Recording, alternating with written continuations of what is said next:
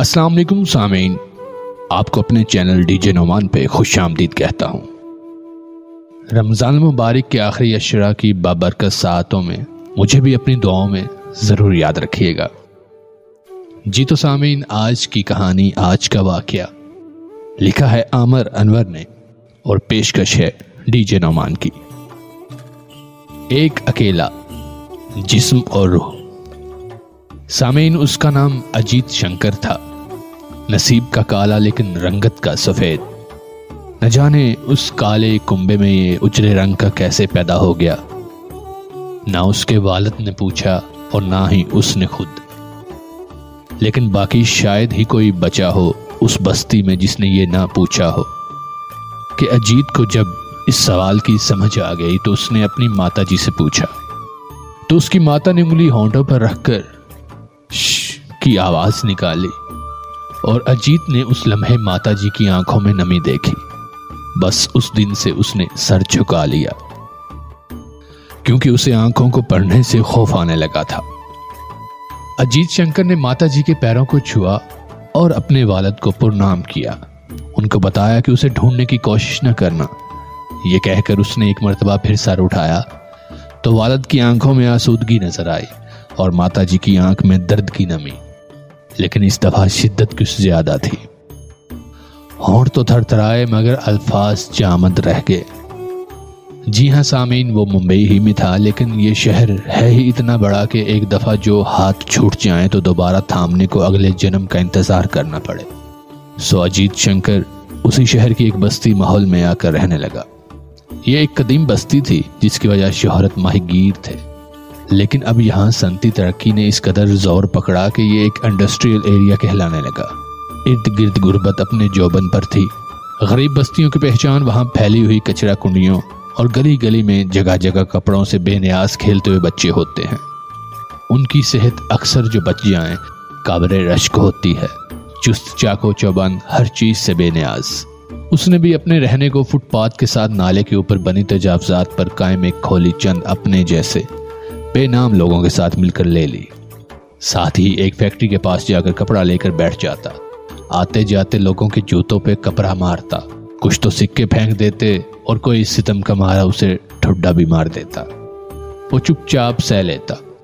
सामीन, रंग ऐसा शफाफ कि गुर्बत हालात और माहौलियाती आलूदगी के बावजूद पानी के चंद छींटों से निखर जाता। यहाँ के मुकामी तो काले रंग के ही थे, उन्हें अच्छा खासा सांवला भी नहीं कहा जा सकता था, लेकिन वो कहते हैं ना कि खूबसूरती रंगों से बेनियाज भी अपनी दास्तान सुनाती दिखाती नजर आती है। तो सुनेता भी कुछ ऐसे ही थी। रंग तो पक्का था, लेकिन आंखों की लंबाई गहराई से मुतवज्जे कर लेती। ऊपर से खड़ी नाक, हर वक्त दंदासा दांतों पर मलती रहती।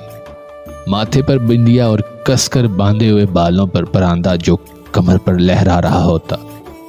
उसका घर वाला करीब फैक्ट्री में मजदूरी करता, पैसे मुनासिब कमा लेता, लेकिन जहन का मुफलिस। सिगरेट पीने से होंठ इस कदर काले के काले रंग पर भी अलग नजर आते। पीले दांत, बेतरतीब दाढ़ी। इसके बावजूद उन दोनों के 4 बच्चे थे। जी हाँ सामीन, सनीता बाजार को जाती तो अजीत को कभी किसी फैक्ट्री के गेट पर बैठा देखती तो कभी किधर। ऐसे बीसियों थे, लेकिन उसका रंग उसकी शनाख्त करवा देता।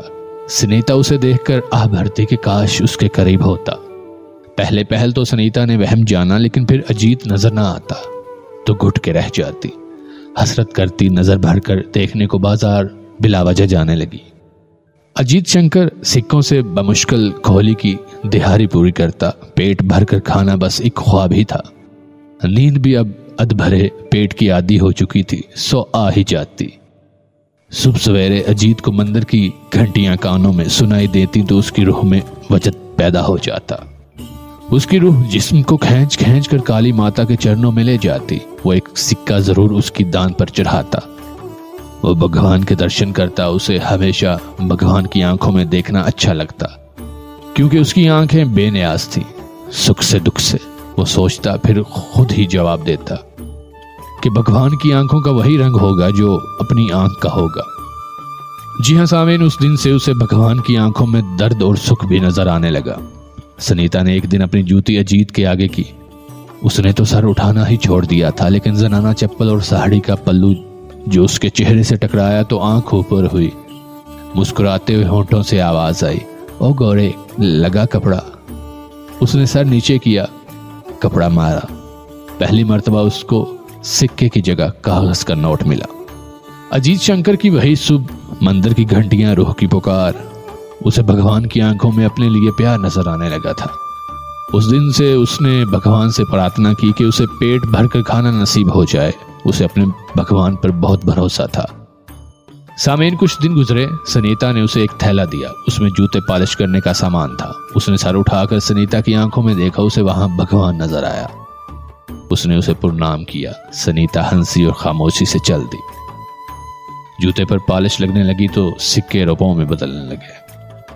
अजीत की प्रार्थना पूरी होने लगी। उसने 1000 रुपया जमा किया। सुबह सुबह मंदिर की घंटियां उसके कानों में रस घोलने लगी।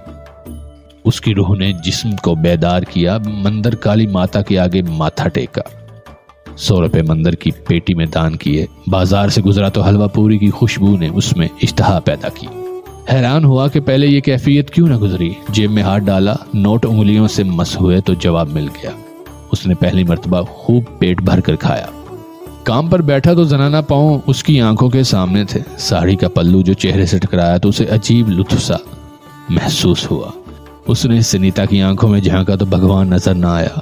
उसने दर्द और दुख तो आंखों के देखे थे, लेकिन शरारत पहली बार नजर आई थी। रात को भी सैर होकर खाना खाया, लेटा और सो गया। आंख खुली तो सूरज सर पर था, न मंदिर न घंटी। ये क्या हुआ? साथी सब काम पर जा चुके थे। कल की ताजा ताजा पौरियां आंखों के सामने आई। उठा और बुर्श पॉलिश का थैला भी साथ लिया। नाश्ता करके एक फैक्ट्री के सामने बैठा ही था कि जनाना पांव आंखों के नीचे। साड़ी का पल्लू जो टकराया तो उसने गहरी सांस ली। महकी सी खुशबू और रुत ही बदल गई। सनीता की आंखों में झांका, शरारत और बहुत शरारत। सनीता आगे और वो पीछे पीछे। मकान में सनीता दाखिल हुई तो उसने गर्दन से अजीत को अंदर बुलाया। दरवाजा बंद हो गया।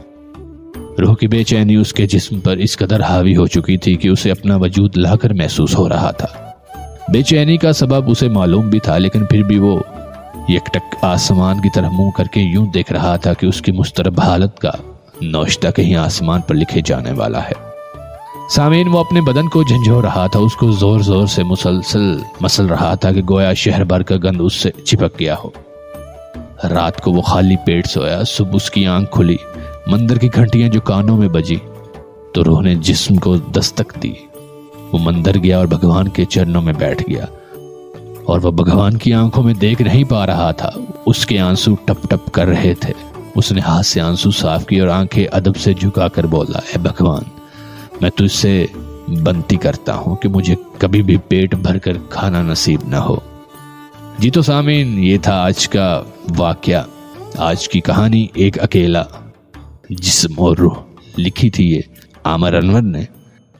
इसमें एक बहुत डीप सोचने वाला मैसेज दिया है आमर अनवर ने। आपको ये कहानी सुनकर कैसी लगी, ये वाकया सुनकर कैसा लगा, आपको क्या मैसेज मिला, कमेंट्स बॉक्स में ज़रूर बताइएगा। इंशाल्लाह एक और दिलचस्प और सबक आमूज कहानी के साथ फिर से आप लोगों के साथ मुलाकात होगी। तब तक के लिए अपने मेज़बान डीजे नौमान को दीजिए इजाज़त। अल्लाह निगहबान।